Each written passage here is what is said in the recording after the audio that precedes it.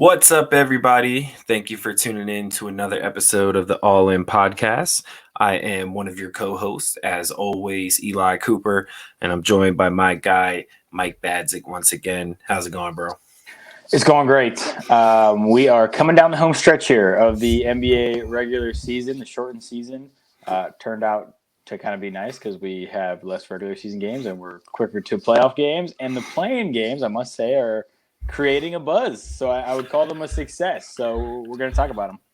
So you and LeBron would disagree, but well, I think he agreed before the season started, before he ended up there, right? Yeah, it's interesting. He didn't have a single comment about the play-in games all year, and maybe he didn't get asked about them, until it was a possibility for them. But he didn't say a word about them until his team was going to possibly be in one, and it's almost a sure thing because he's not playing tonight, so it's almost a sure thing. Although they'll probably still beat the Rockets.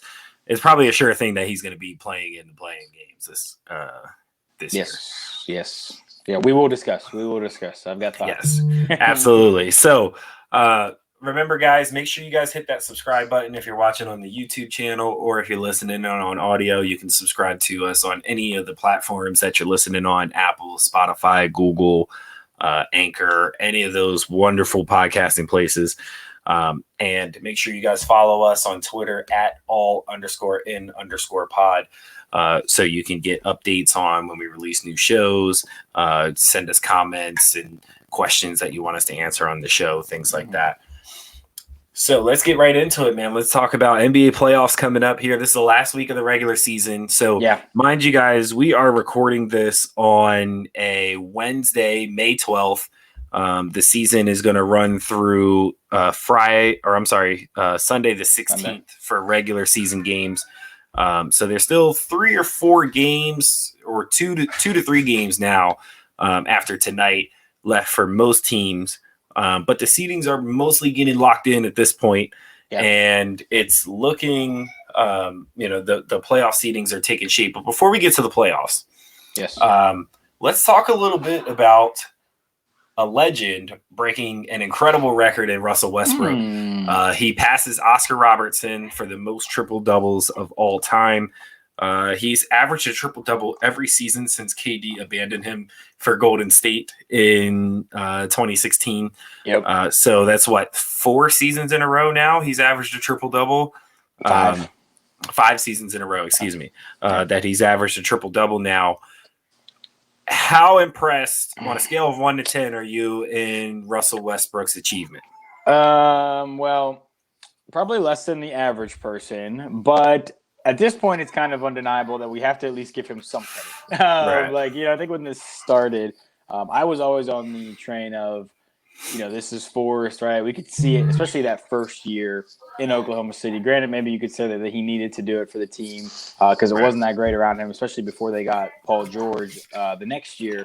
But, we could see the rebounds were manufactured, a lot of the assist numbers. I think we could see through some of them. But to do this now 5 years in a row, 5-year averages of 22, 10, and 10 is kind of insane. I think one of the hardest things that we now have to do as nuanced basketball fans is decide which stats we should care about. Right, yes. Right? Is a triple-double something we should care about? Is a 10-assist number something we should care about? Is rebounding for a guard something we should care about? And I this is where I landed with this. His team has won 75% of the games in which he's gotten a triple-double during his career. So that's kind of insane. I mean, there is some correlation to winning there. Now, it's hard to bring up Westbrook and it's hard to praise him without also mentioning all of the other things that go along with that, right? So the last 4 minutes of a game, especially in the playoffs, are not always his best moments, right? From a point guard heady perspective, right? As a coach on the floor, he is not that guy, right? So it's interesting. Like, the best thing about Russell Westbrook is that he thinks he's legitimately the best player in the NBA, and he has that confidence, right? Yeah. The worst thing about Russell Westbrook is that he thinks he's legitimately the best player in the NBA, and he has that confidence, and it can kill you at certain moments, and it has killed his teams in the playoffs time and time again. Now I don't think anyone is expecting Washington to, probably their ceiling would be to make the playoffs and then lose in the first round. Maybe you think differently depending on the matchup. I mean, that's probably the ceiling. But, he's a first ballot Hall of Famer now, right? I don't think we can dispute that, especially for a basketball Hall of Fame. Right. Probably a top 50 player of all time. I don't know how high on that list I'm willing to go, but he's probably pushing top 50 just based on the numbers alone.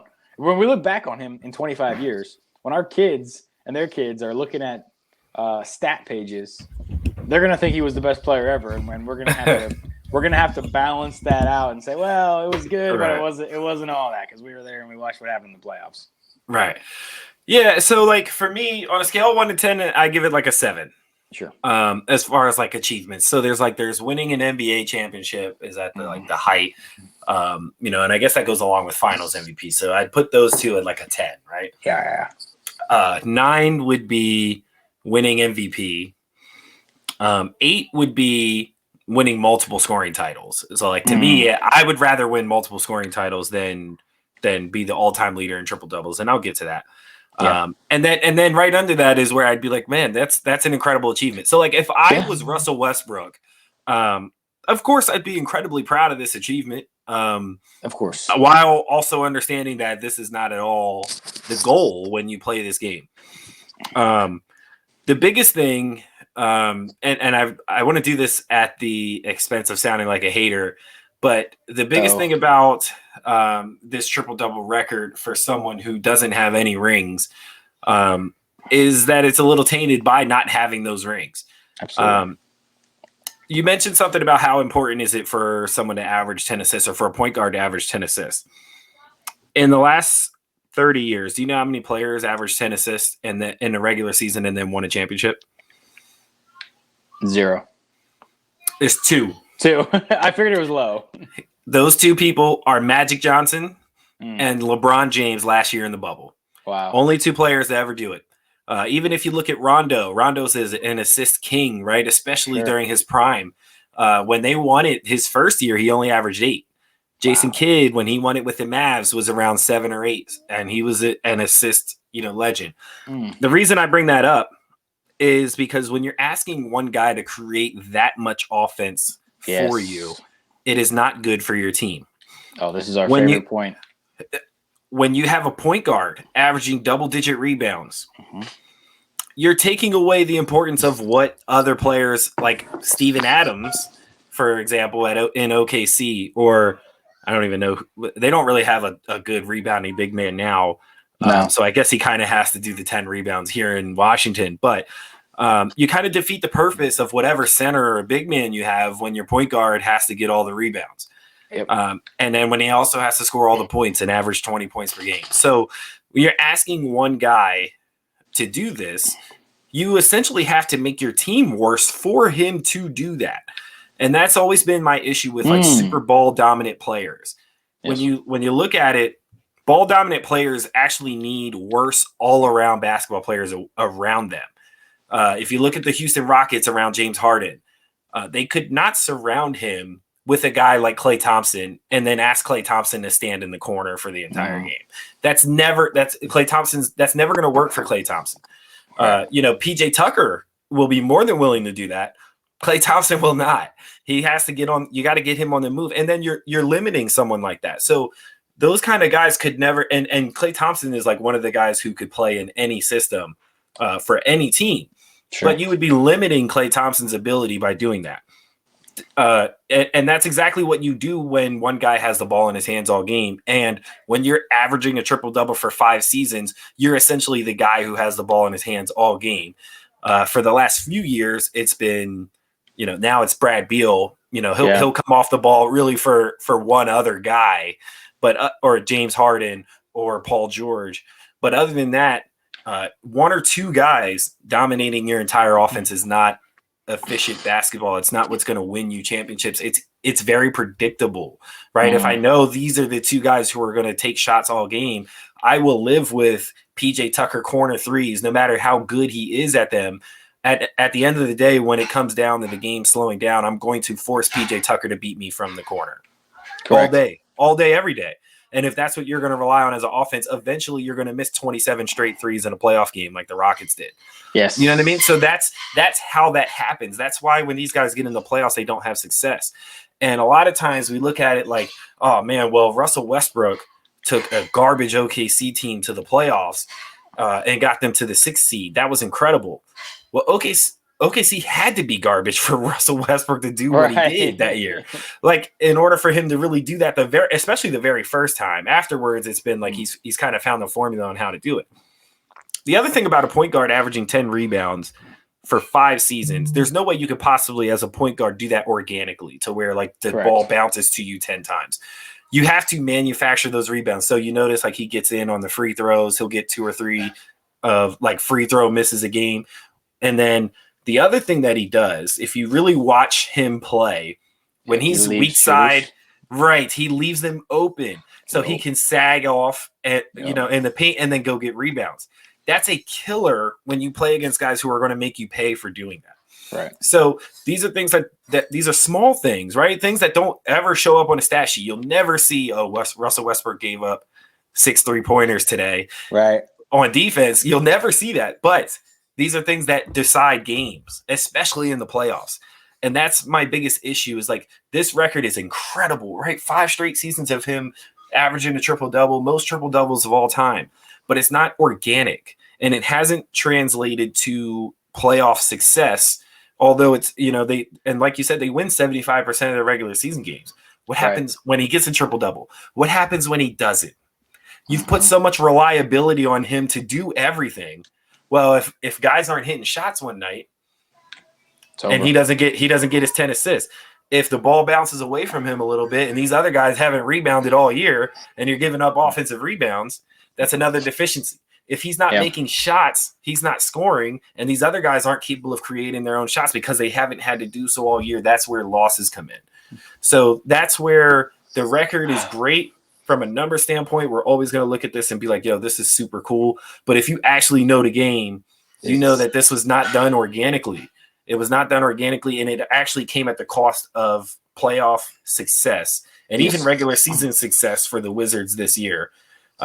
So it's a 7 out of 10 at best for me.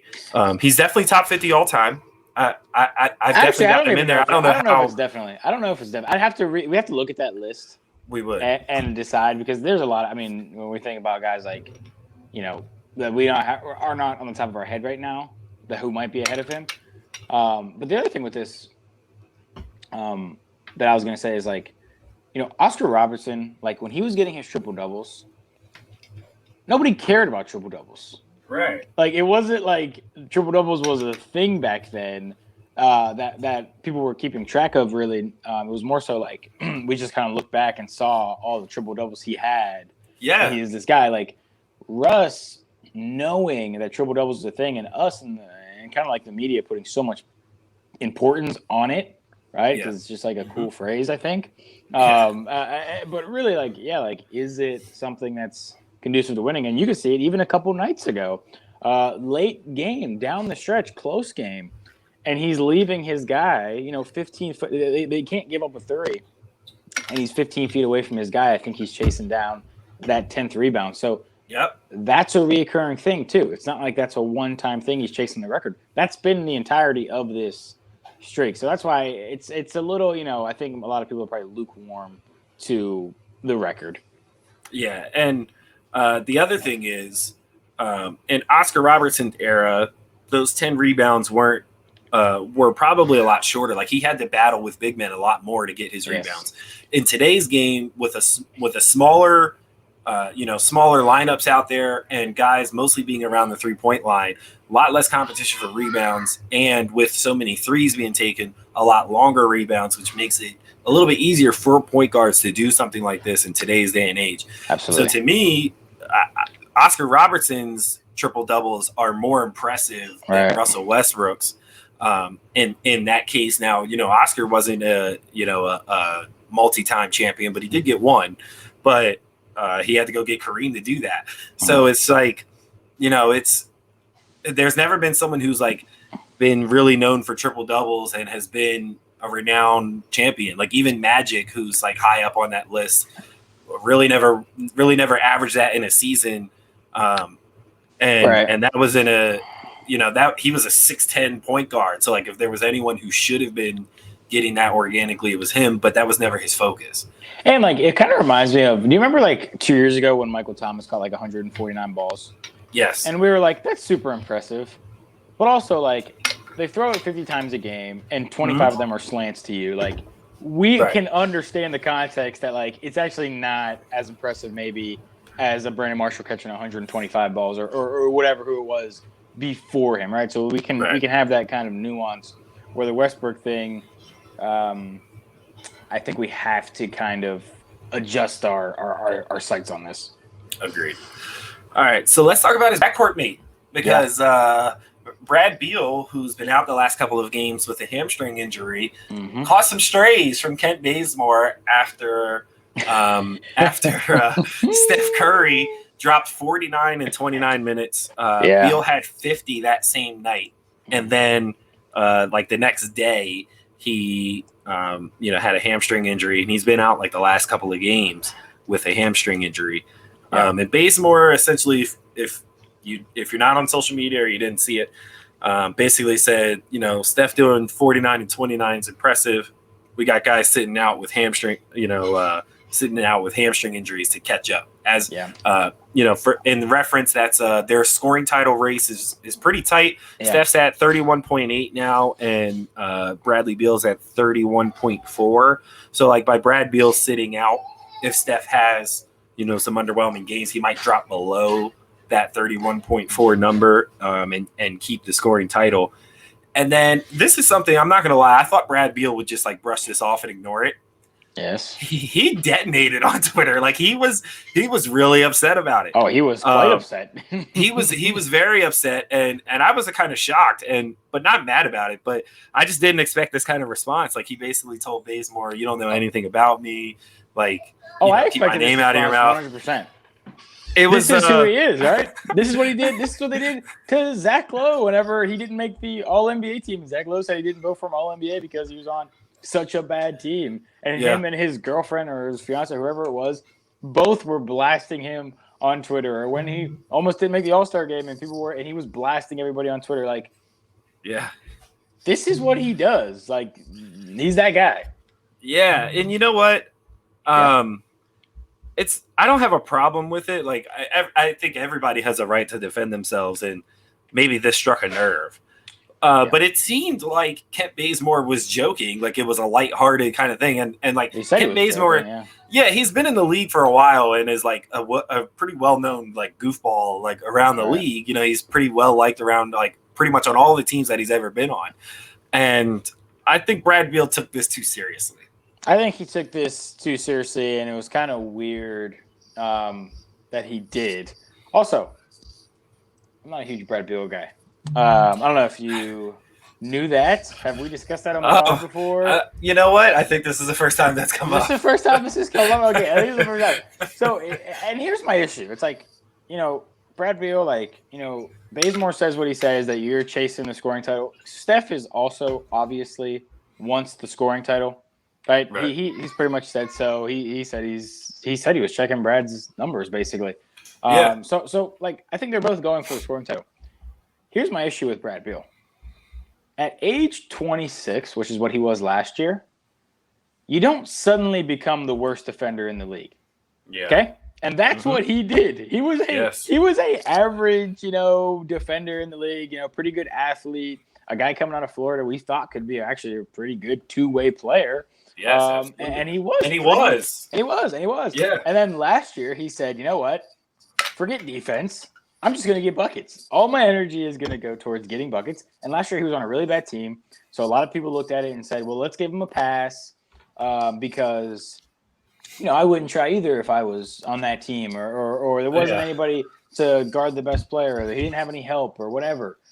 He got a little bit better this year. He's still a bottom third, bottom 20%, bottom really 20 defender in the league this year. So that really hasn't improved.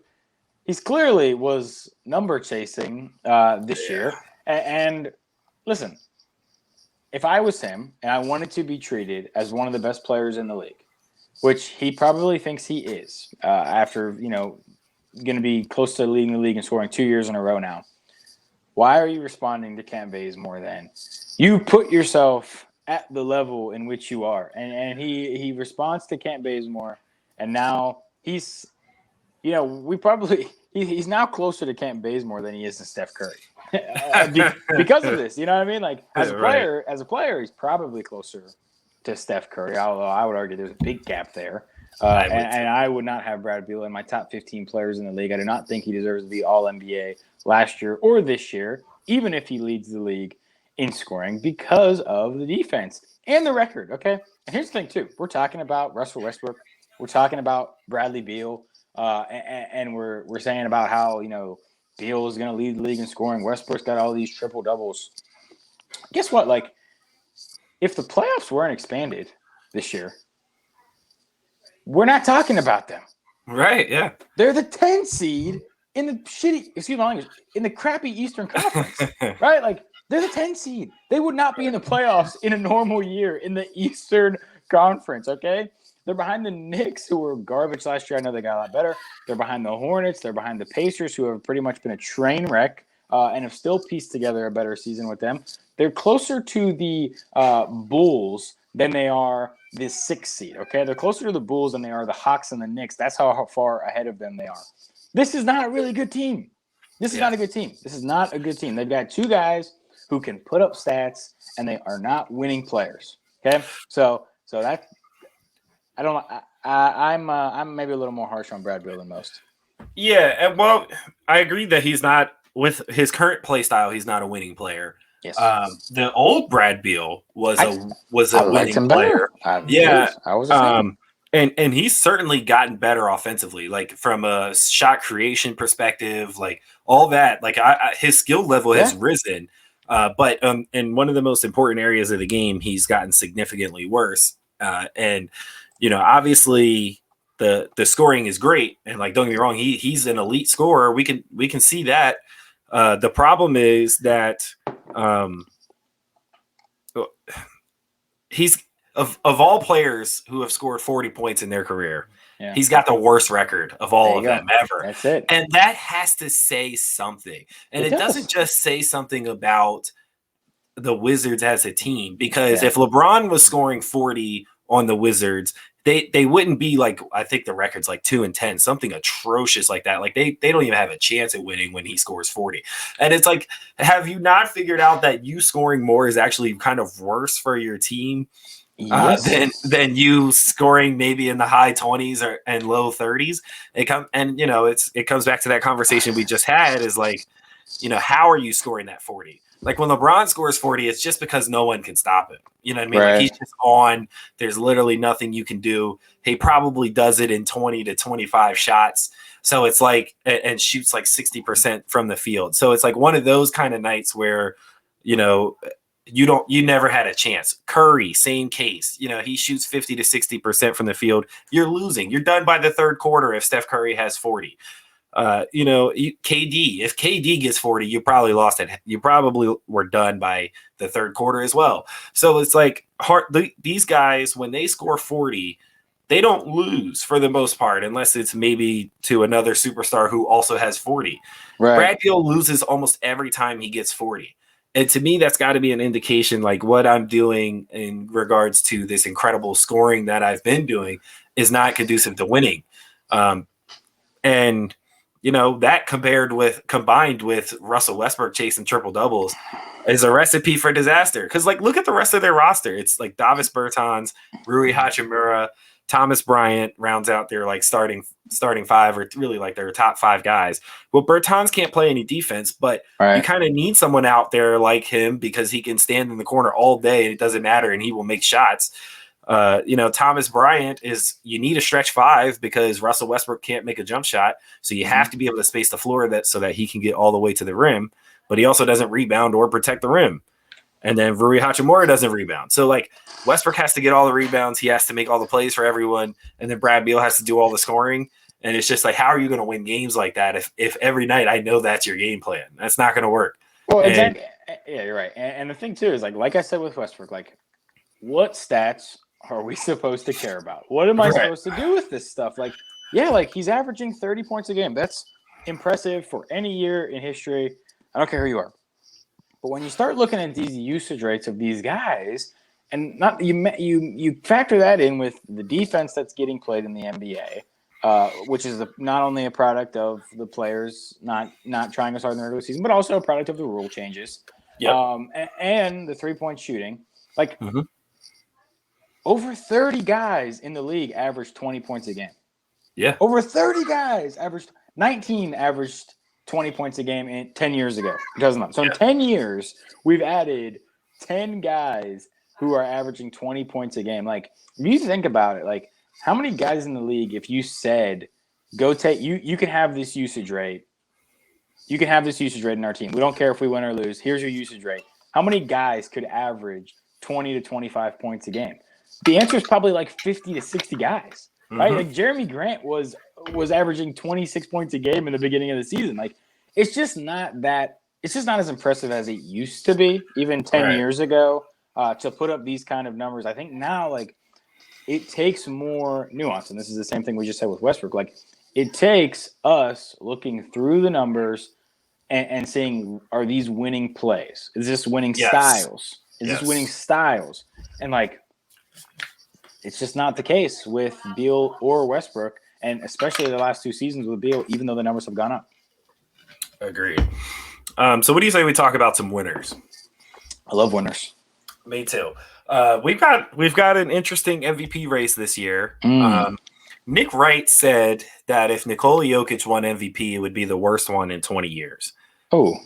Agree or disagree? I disagree. I think, listen, like, I think whenever we talked about this a couple of weeks ago, we didn't really know what to do with the MVP. It felt like it was just going to be somebody's going to win it by default because of injuries. Yeah. But since Murray's got hurt, I think Jokic has claimed it as a legitimate MVP because they really haven't missed a beat, right? They're the same seed now as they were when Murray got hurt. And if you look at Jokic's numbers, he's averaging 26.5, 10.8 rebounds, and 8.5 assists. He's having the best numbers of his career, and he's been, third or fourth in MVP voting the last 2 seasons, and he's having a much better year this year. He still doesn't do much on defense, but I think he's average. He probably doesn't get enough credit for what he does do on defense, and they shouldn't ask him to do as much as they do. So I would say he is the MVP. I would say he's a legitimate MVP. I know you're going to argue Embiid, so I'll let you do that. Yeah, so Joel Embiid is the MVP. Okay. And the fact that he missed 20 games actually makes me more sure that he is. Oh. Most people are probably going to penalize him for that. Yes. But in 20 games without Joel Embiid, they are 9-11. With him, they are 38-11. That's good. So there's a drastic difference between when Joel Embiid is not on the court and when he is in the Sixers. And I saw it last night when they played I was watching them play the Pacers. And without him on the floor, Ben Simmons came out super aggressive last night. He had like 12 or 14 in the first half. The Sixers got a nice, sizable lead. Second half came. Pacers kept chipping away. Ben Simmons faded away. And to tell you how good he was in the first half, he hit 2 jump shots. Wow. He hit 2 jump shots. That's how good Ben Simmons was playing. That's how good he felt in the first half last night. Geez. He finished the game with 20 points. Yeah. So, like, down the stretch, it's a drastic difference between when Joel Embiid is not on the court versus when he is. Little stat for you to help support that point. Good. Let me pull it up here.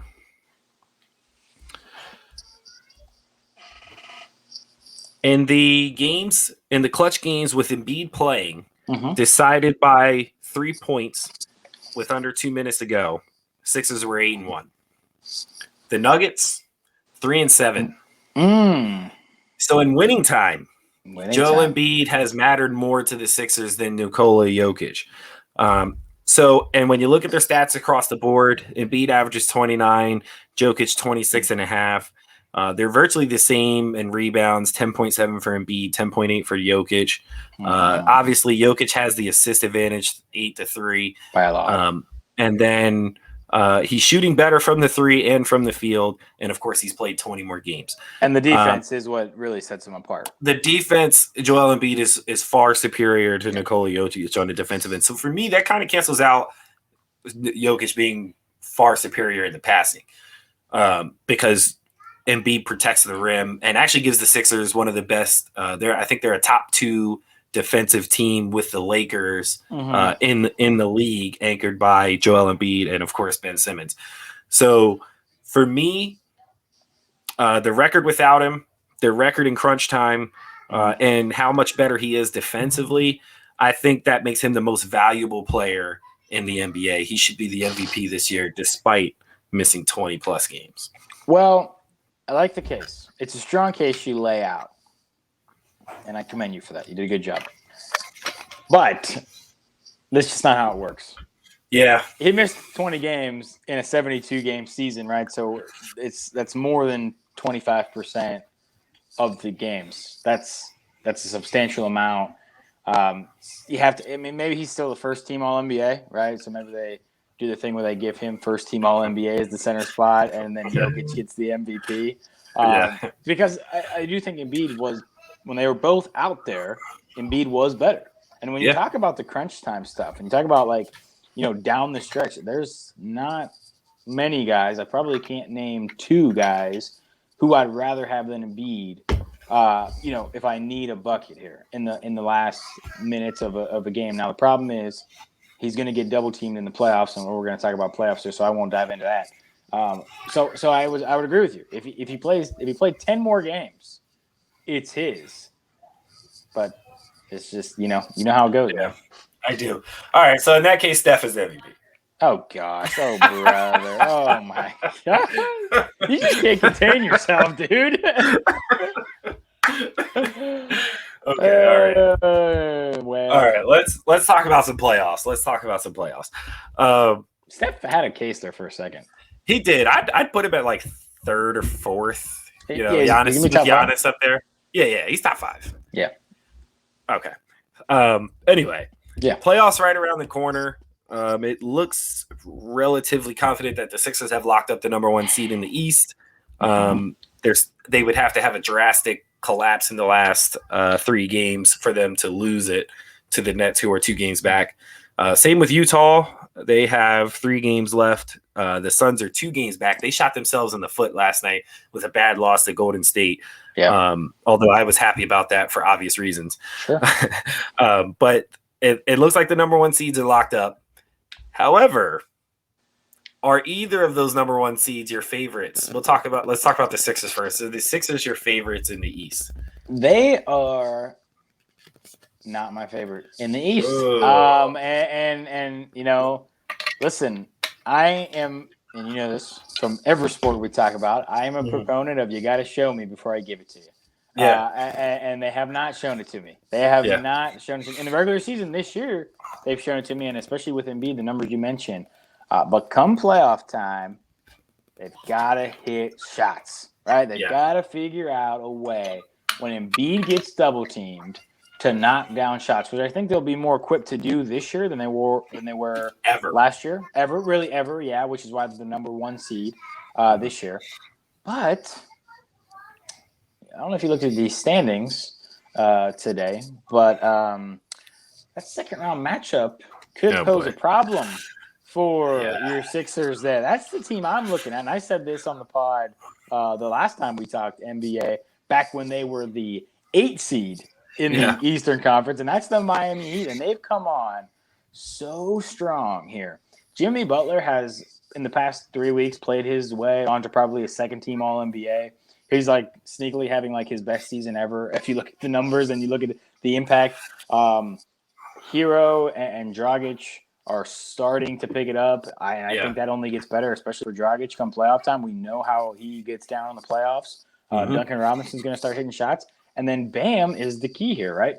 We saw this last year. Come playoff time, Bam is a defensive anchor that a lot of teams cannot match. And, they might be the only team who says we don't even need to throw double teams at Embiid, right? Because we've got Bam who can kind of, Embiid's going to put up his 30 no matter who he's going against. Right. But if you cannot double team, and then that makes the shooting even tighter, that makes it even harder for, Ben Simmons to figure out where he's going on offense, because it seems like he never knows where to go when it becomes a half-court game. Right. So I just can't give it to the Sixers. I still probably would even have the Nets over them, assuming they're fully healthy, which is a huge assumption based on the season they've had so far. And I would not bet on that. But assuming they are fully healthy, I still like their shot makers as well. Go ahead and make the case for Philly. The Sixers are obviously the favorites in the East. Obviously, you clearly have no idea what you're talking about. But so all those concerns are still valid. However, I've seen things throughout the regular season. Obviously, I watch more Sixers games than anyone who could bear do such a thing. So one of the things that I noticed that they've done in crunch time this year, late in games, is there's kind of a set that they go to that is almost similar to what Denver did to the Clippers last year in the playoffs. It's like a high pick and I don't even really want to call it a pop, but it's like a pick and post play that they run for Embiid. Sure. So if you look back over late game Embiid, it's always been they try to get him the ball down on the block. Well, the block is actually the easiest place to double team somebody. Absolutely. So what Doc Rivers has done is it'll either be Seth Curry or Tobias Harris late in games this year, where they have a little pick and roll with Embiid, and then Embiid kind of seals at the foul line area. And what they've been doing is putting Ben Simmons in the dunker spot below that. Well, now you can't double off of Ben Simmons when Embiid has the ball at the foul line because he's right underneath the basket. That's a dunk. You can't double from Ben Simmons. And now we have much better shooting. So he's surrounded by one corner. There's going to be Danny Green. The other corner is going to be either Seth or Tobias, depending on who was handling the ball. And then after the entry pass, you're going to have Tobias or Seth on the wing. Okay. So the spacing is there. They do put you in a pick your poison kind of thing. You double from, maybe Tobias is probably your next option to double from, but he's been very good this year. He's been knocked down, and especially late in games, he's been very good. So I don't know that you necessarily want to double off of him. It's been hard for teams to double Embiid late in games because he's operating from this foul line area where the spacing is so much better. And you can't double off of Simmons. Simmons even got a tip-in offensive rebound game winner the other night because he's now hanging around in that area. Before, they had Simmons in the dunker, but they also had Embiid on the block. You can double from there and then rotate from the backside. You can't do that now with the way that they've kind of designed this play. And the ball screen that they run at first forces whatever guy is guarding Embiid to show, or else Tobias or Seth is going to turn the corner or have some kind of mid-range pull-up. So it's been difficult for teams to defend in the playoffs. It's going to be interesting to see what adjustments teams make, because ultimately the playoffs, that's what the playoffs are about, is adjustments. Teams are going to start to watch this on film and say they're going to find a way. Nobody's just going to lay over and say, we just can't do anything. Correct. Teams are going to find a way to and they're going to find a way to make Embiid give the ball up. And that's where guys like Tobias, Seth, and Danny are going to have to make shots or plays in order for the Sixers to be able to win in the playoffs. And with the way that they've played this year, Danny Green shooting over 40% from the three, Seth Curry's knocked down. Yep. Tobias, to me, it comes down to Tobias. Tobias has to be what he's been throughout this regular season. He's the X factor to me. Late down in games, can he make the next play or the next shot? That's going to be the factor. And I have confidence that he will, because for whatever reason, he clicks with Doc Rivers. When they were in LA together, he was very good. And it's continued here in Philly. And I think it continues into the playoffs. I think he's built a season long enough of confidence for that to continue into the playoffs. Defensively, the Sixers are the second best team in the league, and kind of flirting with first. As far as defensive efficiency goes, I mentioned earlier. So, defense travels, right? So even in games where maybe they're struggling offensively for whatever reason, defense is something that they can still hold their hat on and rely on. which to me, that's something that the Nets in the second seed can't say. If their guys are off, they're losing. If they don't score 130 points, they're probably, or 120 at least, they're probably going to lose. The only team that I can probably say that can do that is Milwaukee. And, obviously there's concerns about Giannis in the postseason. So I still like the Sixers over Milwaukee. Miami would be the other team where you can say they can do both.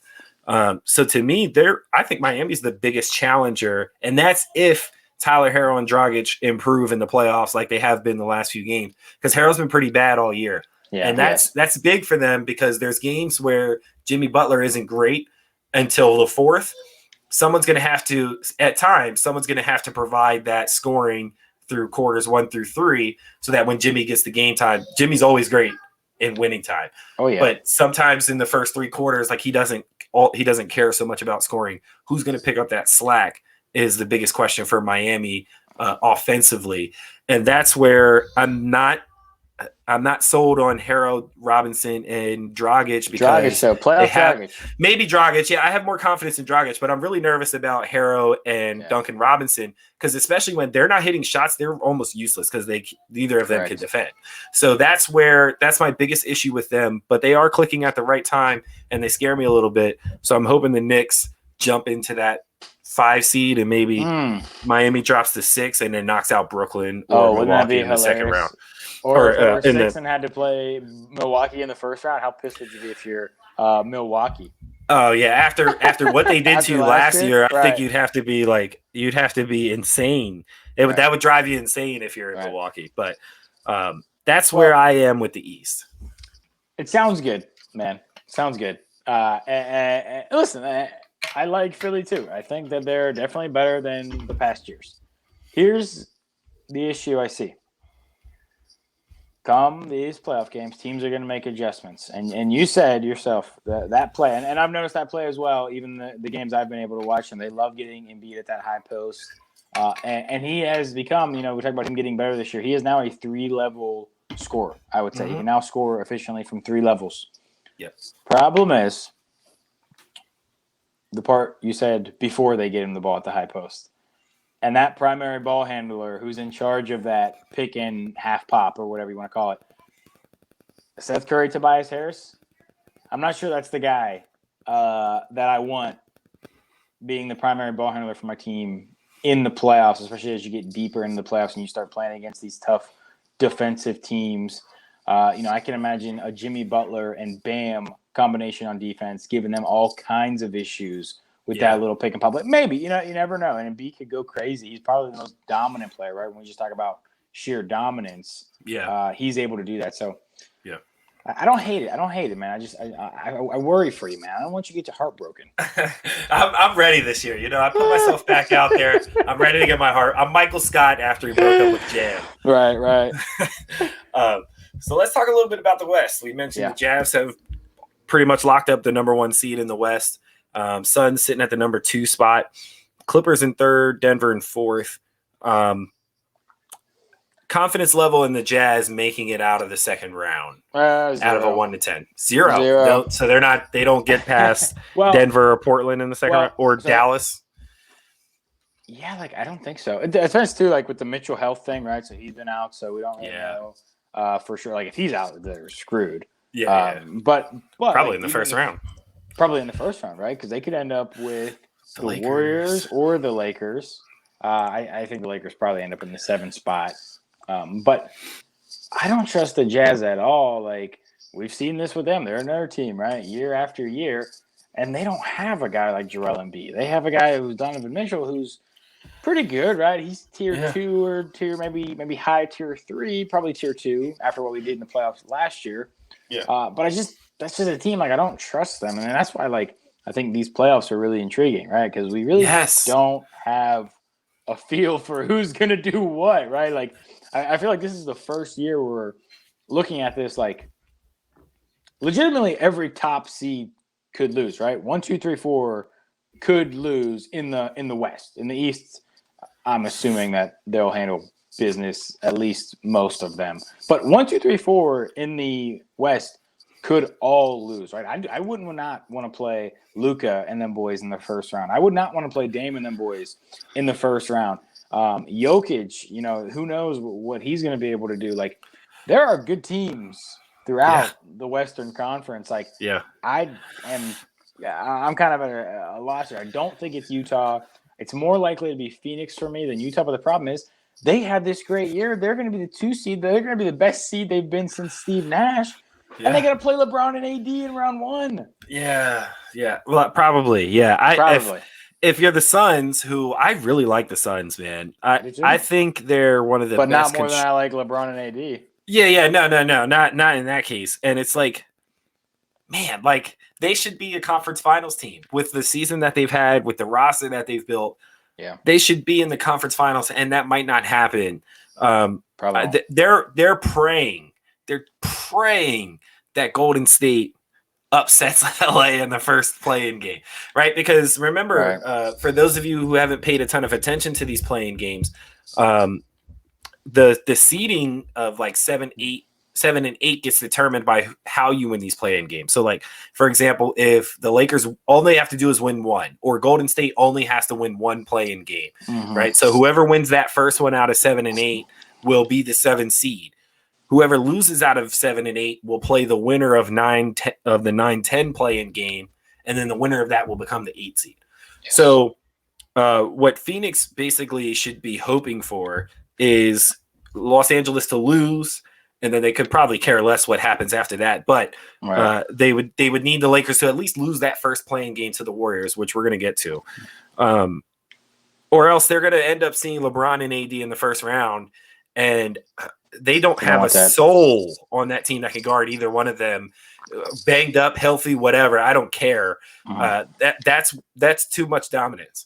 So it's just like, it's really unfortunate, because had they not like kind of folded here, I think they could have, and if they could have made a late push to get that 1 seed, they would have been in better shape. Maybe, we don't actually know that, but I would have felt a little bit more confident about them making a deep playoff run.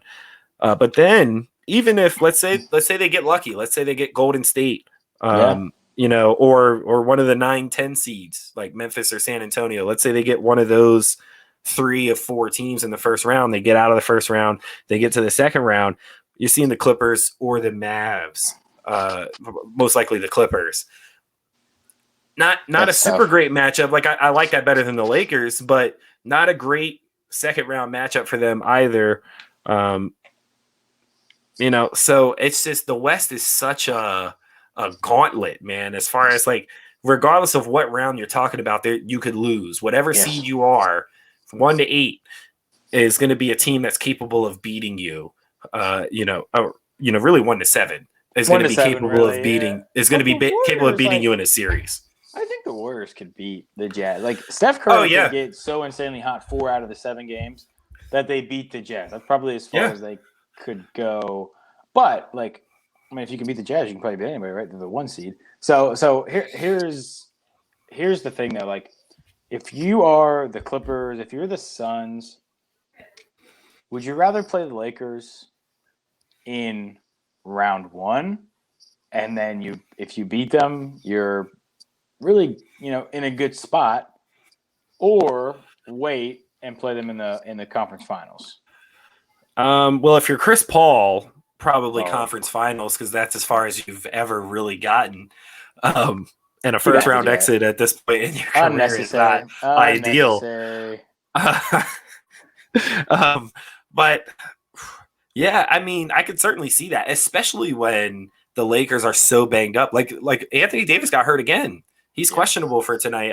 He's not playing. I haven't really he's out. Okay, and LeBron is sitting out as well. So like, these guys are going to have no rhythm whatsoever coming into the playoffs. And if there was ever a time I wanted to catch the Lakers lacking, the first round after they had to play like probably 1 or 2 gruesome play-in games, like those are going to be battles, man. Well, that's what I'm saying. Like, I'd rather get them now. Yeah. So to answer your question, yes, I'd rather get them now. I'd rather get them in the first round while they're licking their wounds from, just coming back from injuries, having to play a super hot Steph Curry in the play-in games. That would be ideal if I'm the Suns or the Jazz in that case. Or especially the Clippers. Yeah. And that's probably not that. The only way that happens is if Dallas loses probably 2 out of their next 3, and the Lakers win out. It doesn't look like that's going to happen. But Yeah. if I'm the Clippers, I definitely would rather see them in the first round. Agreed. Yeah. Agreed. All right. So let's talk a little bit about these playing games. Yes. So we'll start in the East because we just talked about the West. Boston sitting at 7. Charlotte and Indiana have locked in their spots in the play-ins. They're at 8 and 9. The Wizards have not technically locked in the 10th seed, although Chicago's 3 games back. If the Wizards win 1 game or the Bulls lose 1 game, they will have locked in their play-in game spot. The Wizards in these last 3 games could, if everything went perfect for them, they could get up as high as 8. Probably unlikely that Charlotte and Indiana both lose 3 games. So I think the East is pretty set in stone. The Boston's 3 games ahead of Washington and 2 games ahead of the Hornets and the Pacers.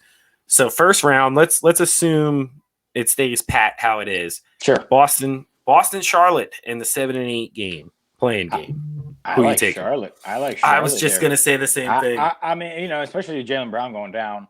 Brutal. I might have still taken Charlotte anyway with the way Boston has played this year, and Charlotte's like getting guys back. Right? Yes, so like they're actually on the up here, where Boston is heavily on the down. I wouldn't actually be shocked at all if Boston fell all the way out of this. Right? Yeah, we're about a 1-game playoff here, and this is we're going to go back to Russell Westbrook here.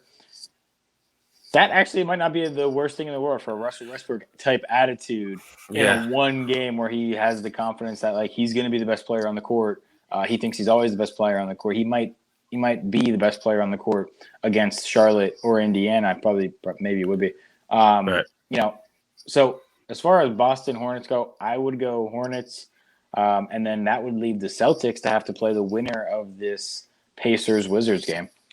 Yeah, and you know what? If Jaylen Brown was healthy, I'd actually take Boston. I would too. And that's just such a brutal loss for them when they lost him. Not only when they lost him, but like Jaylen Brown was having a career season. Like yes. So that was just unfortunate. But yeah, I think I'm gonna take Charlotte in that 7 and 8 playing game too. And maybe there's a little bit of Celtics bias.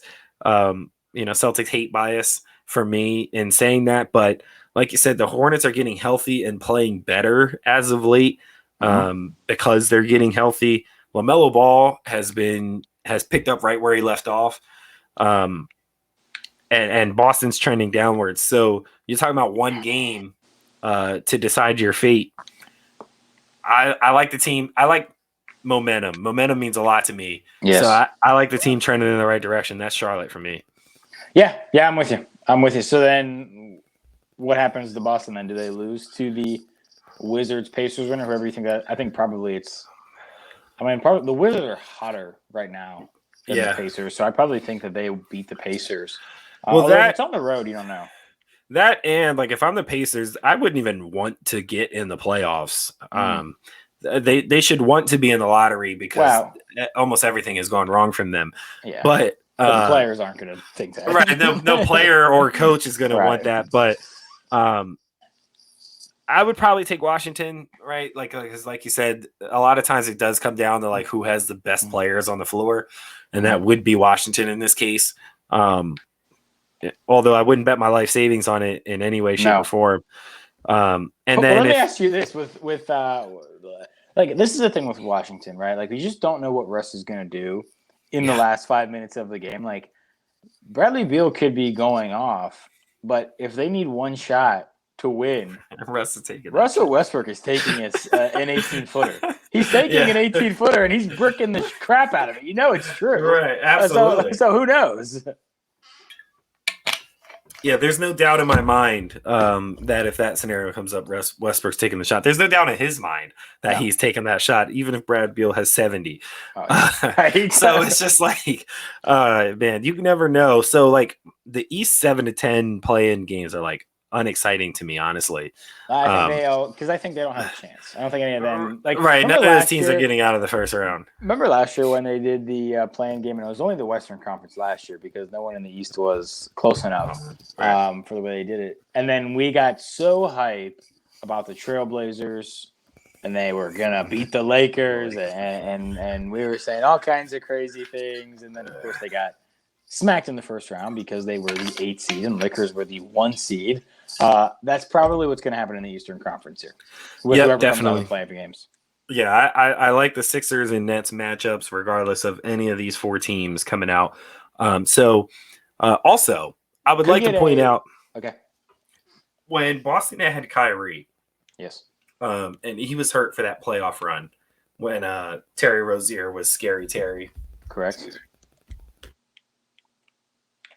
Bless you. Technical difficulties here. Yes, excuse me. Sorry. I told pretty much everyone who would listen that the Sixers were in a better shape long term than the Celtics. Because Kyrie Irving's contract was coming up. One of the Morris twins was bound to leave. Horford's contract was coming up. And the Celtics had a bunch of draft picks that they didn't do anything with. And I was 100% right. They lost Kyrie Irving. They lost Morris. They lost Al Horford to us in an awful contract, but he did matter for them a lot.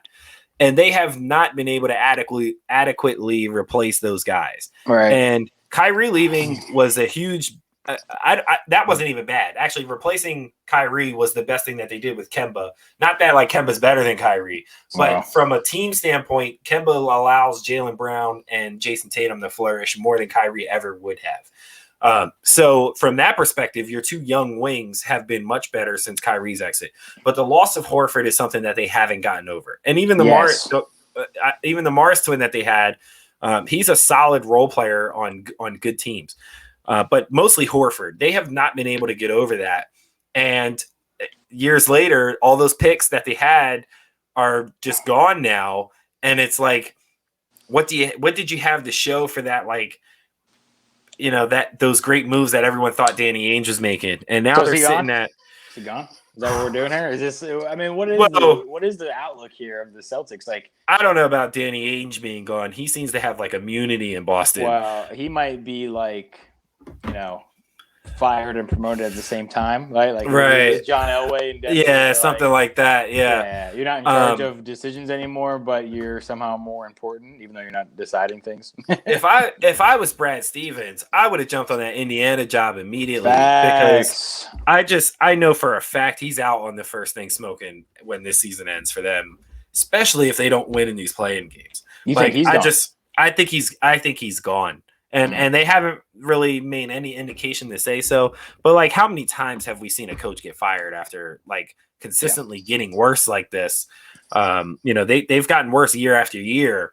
And it's just like, even though they were in the conference finals last year, they got there from, you know, I think they were a little fortunate to get there. But it's just like when you see a team drop off like this, typically coaches pay the price for that. Especially if there's a good market or if there's someone out there that they really like who's available, I could absolutely see him getting the boot. And it's just so funny, like, you know, like us as fans and then like even like the media too, who are like do you remember like when they made the conference finals that year without Kyrie and it was Tatum, and literally like ESPN is running segments where they're like, how many players in the league would you take before Brad Stevens? Are there 3 players that you wouldn't trade for Brad Stevens? Coaches. Everyone else? No, players. Players. That's how high they were evaluating Brad Stevens at the time, dude. They were talking about Brad Stevens as the 5th most untouchable player after like LeBron, KD, everyone else. I'd rather have Brad. That's what they were talking about on ESPN. Like, it's crazy. I think Brad Stevens. I think he's a really good coach, but he's not a great coach. There's a really big difference there. And he's not a wartime coach. Right. And really what Brad Stevens is he's a guy that takes scraps and makes them look like gold. Sure. Right? Like he's the guy who takes a Butler team led by a super skinny white guy and Gordon Hayward to the Final Four, and then they're a half court heave away from getting there, you know, was that national championship? That was the national championship. That was the national championship, right? Like he gets them all the way there, and they just come up close. Or he takes a team without their best player in Kyrie Irving, a rookie Jason Tatum, a second or third year Jaylen Brown. I forget how far apart those two are, but like a young Jaylen Brown, back point guard and Terry Rozier. They get all the way to the conference final. They beat Giannis. They get all the way. They beat the Sixers. They get all the way to the conference finals, and then they lose. And then last year they get all the way to the conference finals, and they lose again. Like, he's the guy that he gets you there. Like, right? Like, he can get you there, even if he has subpar talent. But like, when he actually has really good talent or really great talent, he does not know how to coach really great talent. And that's why he can't get over the hump.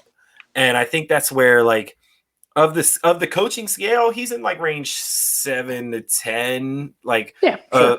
Maybe 6 to 10, like somewhere in that range. But like you said, he was once in like the top 2 or 3 discussion. And I'm not gonna lie, I drank that Kool-Aid. I drank that Kool-Aid. He was in the top 3 for me at one point because of what he was doing with lesser talent. But it's kind of like, it's the same thing with like a ball dominant player. Like, you see what these guys do with lesser talent. You're like, man, imagine if he was on a good team. And then they're on good teams and they're not nearly as, and nothing changes. You know what I mean? Like, those teams with talent aren't actually better with these players. Right. And it's kind of the same thing with Brad Stevens. Like, he's a guy who makes scraps look like gold. Right. But when he has gold, the gold they don't get the gold. They don't, you know what I mean? They don't reach the highest of heights when he has the actual talent to do so. And I think we've learned over the past 5 years, we've learned that, especially the last 2 or 3 years, really, coaches just aren't as important in the NBA as they are in other sports or college, even basketball. Like, it's just not, right? Like, Frank Vogel won the championship last year. I don't think we think he's a top 5 coach. Like, who, like, even like, if you look at like these teams, like, who are going to be in the top of the league this year, like, who are we like looking at as like, oh yeah, they're definitely like one of the 5 best coaches in the league, like Spoelstra for sure. Yeah. And then I don't know. And I like Quinn Snyder, the Jazz coach. I like him. I like his philosophy. This year, it's like, okay. Yeah, right, exactly. So, Doc Rivers, there's been question marks about him. A lot of questions about Doc Rivers. Mike Budenholzer. But there's lots of questions about him. Right. So, yeah, I mean, like you said, it's and part of that is like Nick Nurse in the NBA. Yeah, and I still think he is. Like, this has just been a terrible year for anyone who played in the conference or made a deep playoff run last year. Yes. But and also that team's aging rapidly. The Raptors have multiple problems outside of Nick Nurse. Yes. So, I'd still have him. I'd still have him in my top 3 as far as coaches go in regards to Nick Nurse. But like in college, the reason coaches are more valuable is because they shape the team, right? Like you literally build that team in your image. Your philosophy is like 100% imprinted onto these players because you decide these kids' fate. Mm-hmm. Like you have this unlimited power. Whereas like in the NBA, these are grown men you're talking to. You can't do a lot of the things that you do in college in the NBA. And the NBA is like, with a shorter shot clock, is also less about like philosophies and more about like set plays and if you just have the players, like, can your guys go? Right. Do you have the best player on the planet? Like that's really what matters most in the NBA. So that's like where the difference, and that's why if I was Brad Stevens, I would have went back to college and he would have had tenure for life especially at Indiana. There was no better fit for that job than him, and I think he missed a big opportunity, and I think he's going to regret that. Who took that job? Oh man, don't get me lying, because it was I can't remember. It was a relatively big name. Uh-oh. That ended up taking it. Let's see. God, on the spot, I shouldn't have asked that. No, it's okay. And of course, I look it up, and they give me the football coach. Why would they give you the Indiana football coach? Why would I care about that? Mike Woodson. That's right. I kind of like that. Okay. So let's talk about the West playing games, because I don't think Adam Silver could have been happier with a 7-8 playing game of the Lakers versus the Warriors. Like, oh yeah. Listen, I know LeBron's super upset that he's going to have to play in this playing game. I'm happy about it. LeBron in a do-or-die situation is always must-watch TV. And Steph Curry, with the way he's playing in a do-or-die situation against LeBron, is must-see TV. This early in the playoffs, we hardly get that. A game where you're like, this is must-see TV. Who you taking in that matchup? Definitely Lakers. I'm assuming a healthy LeBron and AD. Like, that's just a lot to deal with for Steph Curry and who's the next best player on that team. It's like they're not very good. Wiseman really hasn't turned out the way we thought he would at the beginning of the year. Room to grow, obviously. At 19, but whatever. Mm-hmm. He hasn't been what we thought at the beginning of the year. We were kind of hyped on him, and maybe he'll get there. I'm sure he will. Him being in and out has hurt too with injuries and stuff. Yeah, sure. But it's like, who else is on that team that's gonna help Steph? That's really the issue now. I will say the Lakers have absolutely nobody to throw at Steph that's going to stop him from scoring 40-plus points. But no team in the NBA does. And they're above, a little bit above 500 teams. So I just think it's a lot of firepower. I do think that the Warriors will beat the Grizzlies or the Spurs. And the Grizzlies and the Warriors actually play each other on the last day of the regular season. So it's not far-fetched that it's actually Lakers-Grizzlies in that 7-8 with the Warriors playing the Spurs, which is also kind of a fun matchup because you get that Kerr-Popovich matchup, which is always fun no matter who's on the teams. Yeah. So I think either way, the West matchups are obviously better, and that's no surprise, right? When we look at these conferences for the past 10 years, that's no surprise, really 20 years. That's no surprise that's going to be more entertaining. But for the Lakers to fall to this 7 seed with this expanded play, it's like it's almost too good. Well, and remember, I don't want to say that we're like fortune tellers, but remember after they won the championship and we were talking about LeBron's legacy? Yes. And we talked about how bad this team actually is without him. Yes. Remember we had that discussion? And then like the next year we found out like for sure how bad they are without him. They're not good at all. And it's just like, even though he had AD, I think we almost forgot, or a lot of people, not us. I think a lot of people forgot how important LeBron really was to that Lakers team last year, despite having another top like 7 or 8 player in Anthony Davis. And like, even when Anthony Davis has been healthy, right? Like he came back before LeBron, they still have not turned it around. Like they haven't gotten significantly better with AD being in the lineup without LeBron. So it's like, and we kind of expected that, right? Because like AD's never really been able to like carry a team beyond an 8 or 7 seed. That's typically where he was with his atrocious teams in New Orleans. He's more of a 1B kind of superstar.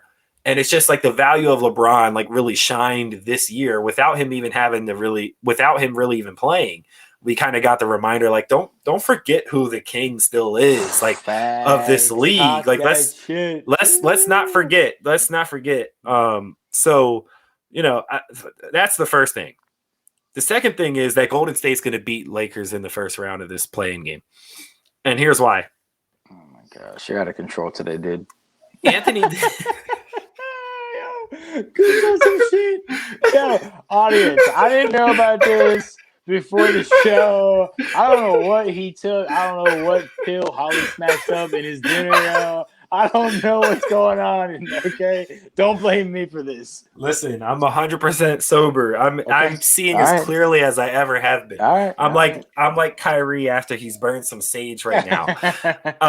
I have total clarity. But here's why I picked Golden State. Like I said, I'm a momentum guy, right? Like coming into the playoffs, I don't think LeBron or AD will play a game before the playing games. Like it doesn't look like not looking like it. After tonight, they're gonna have like 2 chances, and they both could miss. But Caruso also got hurt the other night, and like you might be thinking, like, well, who gives a shit about Alex Caruso? That is one thing. He's like the only guy. But listen, hold on. Caruso is like the only guy that, like, if you had to pick one player on this Lakers team to chase Curry around a bunch of fucking screens. That's true. It's Alex Caruso. Yeah, right? Like, if you need a Dellavedova, like, Alex Caruso is your Dellavedova. And I don't even know what his status is going to be. Whatever, he's going to be out of rhythm. So, like, and then AD, typically when AD's hurt, it's not like LeBron's thing where he was out for like a long stretch of time and then came back. Like AD, he was out for a long stretch of time, but now he's come back and he's been in and out of the lineup. AD typically has like nagging injuries that can force him to miss games, or he'll get hurt mid-game, like stuff like that. And that's my biggest concern with him is like he's dealing with an ankle issue, and like ankles get rolled all the time, especially his ankles. He's got some of the worst ankles over like since the playoffs and the bubble, and like this year, his ankles have he's had terrible luck with his ankles. So it's like I'm not super confident that even if he's in the lineup and he's starting, that he's going to make it through a full game. LeBron, I have a little more confidence in. I think he's resting so that he knows for a fact, like when he's on the court, he's not going to get hurt again. Mm-hmm. I think that's the reason that they've been very cautious with him playing. Like he played one game and he hasn't played again since. And it's just like, all right, well, when these guys get back in the lineup, how much chemistry are they going to have? And maybe it doesn't really matter that much because Golden State is not as good of a team as them. But I think it will matter if Steph Curry is going absolutely ballistic on you, like he has been throughout this whole season. Like if he's up in high 30s, low 40s, and I think that's going to matter if LeBron and AD aren't 100% or aren't playing that well. Yeah. And knowing that they do have another game, an opportunity to win to get back into the playoffs, I think there's a little room for error there. So I'm going to take the hot team. I'm going to take the hot superstar over the two guys coming back from nagging ankle injuries. Yes. With hardly any like time to really prepare. Skip Bayless called LeBron La Ankle today on Undisputed. Apparently you've been Skip's the worst. No. Skip is the worst. Notes from Skip Bayless. Skip's the worst. He'll look for any reason to hate on LeBron. This is just me. Like I'm really big on chemistry and even health. Those guys being healthy. AD's health scares me the most because and he's going to have Draymond on him, who's physical and maybe even a little bit dirty sometimes. It's just like that seems like a recipe for disaster for Anthony Davis health wise. Yeah, but here's the thing too, though. Like that Lakers game against Phoenix the other night, Sunday night. Yeah, they showed without LeBron that there's a switch that they can flip, right? So AD had 42. He went crazy. He was like running point forward. He was like playing like a point forward, which I thought was impressive, and I'd like to see him do that. We forget, like, probably at the end of the playoffs last year, we said LeBron's the best player in the league, and AD is probably the third best player in the league. Like, we legit were thinking that about them. It's kind of been forgotten this year with the injuries that they're really, really good. I think probably, and listen, it's going to come down to that last game of the year between Memphis and the Warriors. So we might not even have that Warriors-Lakers matchup. I think the league will make sure that we get our Lakers-Warriors playing game matchup. I think so. Well, I think the league might also make sure that we definitely get the Lakers in the playoffs as well. Yeah. And the Warriors. I think that's there's no way that both. There's just no way. If Adam will pull some strings. Yes, Adam's got our back, man. Yeah, he does. All right, so we'll close out today's show and talk about some sleepers. So we're talking 6 seed or lower. Okay, 6 seed or lower that could make a run in the playoffs. Mm-hmm. Don't count the Lakers; they don't count. Anybody but the Lakers. Anybody but the Lakers below the 6 seed that can make a run to the conference finals. We'll say. Okay. Well, I think Dallas. We have to take Dallas seriously. Yes. Just because of Luka, like he could legitimately, like we said this with Curry too, like against the Jazz, like he could go crazy for 4 out of 7 games and win those games. So like, you look at it's going to be tough. But like, I think, Clippers last year, like he showed last year that Paul George and Kawhi really can't do nothing with him. So it's going to be interesting to see. I don't think that the Mavs are that much better than they were last year. Besides Luka, right? KP is kind of like a zombie. So we don't really know what's going on there. Well, they turned him into a 7-4 spot up shooter. Yeah. So. Yeah. I love 7-4 spot up shooters. Great to play with. So so that's probably the team in the West that I would say, if I can't count the Lakers, that really just leaves the Mavs and the playing teams. And then in the East, I don't think it's the Celtics because of the Jaylen Brown injury. If Jaylen Brown was there, I'd be picking them for this, even though they've had a terrible season. I just think that those guys could have turned it on in the playoffs. But how about the Knicks? How about the Knicks? Yeah, man. Can the Knicks be this team? They're as hot as anybody. You want to talk about hot teams? Yeah. Last 25 games, last 20 games, they've got as good a record as pretty much anybody in the league. And Julius Randle, what the freak happened to him this year? He's going to be second team All NBA, probably, or maybe third team. Like they could. Well, it's going to be tough matchups. The top of the East is loaded, man. I don't think we see this out of the East. The Knicks would be the one team who have the capability. Yeah. What about if Atlanta falls? So if Atlanta's the 6th seed, maybe because they could be a juggernaut offensively. So like I could see them potentially giving Milwaukee fits. Like if Trae Young gets like crazy hot, like I think that's the kind of thing that you need if you want to like beat a team like Milwaukee. Like Trae Young would have to average like 35 plus in that series. Yeah. Julius Randle's been really good. I don't know that he's that good. Like especially if he's probably going to see Giannis as his matchup for that series. That would be tough. Don't love that, right? So like, also in regards to Julius Randle, remember when like Zion was coming out and everybody's like, well, he's a more athletic Julius Randle. I always was like, that's a really good player. Like, what are we talking about here? I've always been a fan of Julius Randle's like game, like the way he uses his body and his skill set. Like he obviously had to turn a lot of that muscle into fat. Yeah. I mean, I'm sorry, fat he's in the put muscle. A jumper together this year too. Right, and he's also extended his range out to the 3, which was the other thing. Like those are the two things that he needed to do. Zion kind of has to do the same thing. Well, I would say Zion he doesn't pass. Yeah. Zion kind of was like a top 5 player in the NBA the last 25 games. He was pretty unstoppable before he got hurt. Absolutely.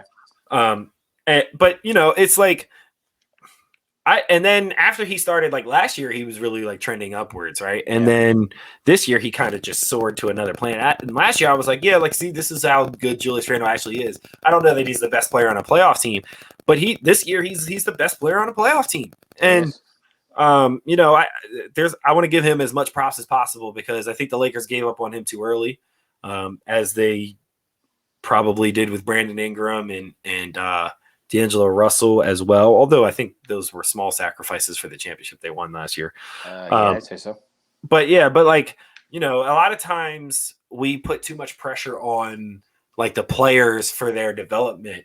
And I think a lot of times environment matters in that development. Like, you know, there was so much pressure. Obviously, you know, Randall came in at like the end of the Kobe years. So like he was never in those until Kobe retired, he was never going to flourish. You know, it's just how Kobe is. You know, he's that polarizing of a player. Same with D'Lo. Like he was never going to flourish with Kobe there. And you had to give them some time after he left to really develop, and they didn't really do that. They lucked out. They were able to package up Lonzo and Brandon Ingram and go get AD and get LeBron, you know, in free agency the season prior. So they kind of lucked out. But like, you know, they could have had a nice young core with what they were actually building with. Had they stuck it out. But again, you know, it is what it is. But it's just good to see him flourishing. And I think that if the Knicks, as of right now, if there was a team below the 6th seed in the East that could do it, it would be the Knicks. It would take a lot. They're really good defensively, don't get me wrong, but I don't know that they have the firepower offensively to beat a team like Milwaukee because they're also really good defensively. Well, how about Thibodeau? Probably a guy. Yeah, man. Shout out to Tibbs, man. Shout out to Tibbs, dude. Like he's doing it, man. Culture is real. Like culture matters. Every sports team, but apparently, like basketball, it still matters. I thought maybe we were getting past that, but like it matters. Like it does. The defensive mentality matters. Yep. And we're seeing the results. Yeah, absolutely. So good for him. Yeah, good for him. Good for Julius Randle. RJ Barrett's been a lot better in year 2.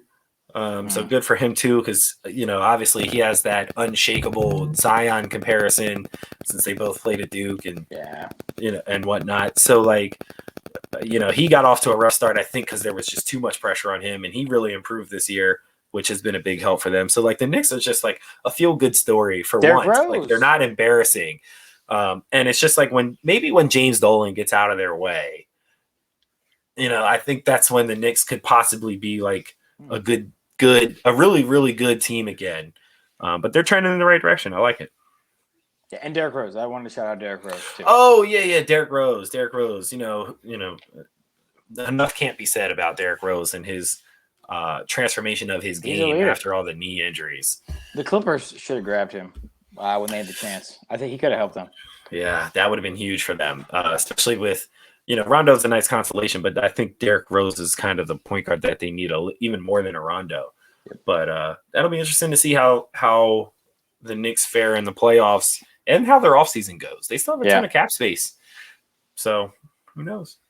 We always say that about the Knicks, though. We say that every year, but but now that they started winning, I mean, now it's like, well, it's kind of like what Brooklyn was looking like for a little bit, right? Like before they got Kyrie and KD that off season, right? It's like, and they were in the playoffs, and they were, gave the Sixers a little scare, and somebody was like, "Yo," and Kyrie and KD were like, "Yo," or Kyrie was like, "Yo, I could be the missing piece there." And then, obviously he's good friends with KD. Yo, like, let's go play at Brooklyn. They got the pieces. Remember the hallway? Remember when they were over the hallway? And he was like, they got two spots. Yeah, anything can happen, man. Anything can happen. Yep, for sure. All right. So that wraps it up for episode 68 of the All In podcast. Mike. Yes. What we got going on at the network, man? Lots. The All In Network is flourishing nowadays. All In Politics is doing their thing. They've had some great episodes lately. I think they're a group of guys that we should be relying on. In an age of misinformation, they cut through the noise pretty well. So if you're looking for the politics stuff, you don't really know where to get information, I would check them out for sure.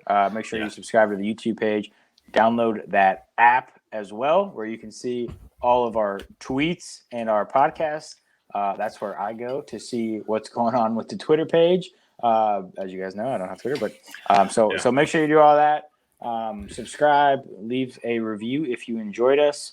Tell your friends about us if you enjoyed us, and hit the notification button so you know when we go live and drop new content.